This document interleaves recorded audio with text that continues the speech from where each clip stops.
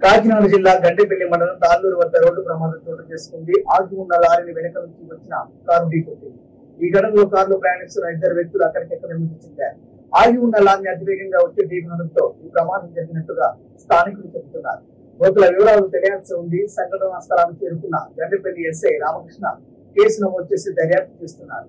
Lorry వెనుక భాగం కారులో చిక్కుకున్న మృతదేహాన్ని బయటకు తీసేందుకు పోలీసులు తీవ్రంగా శ్రమించాల్సి వచ్చింది.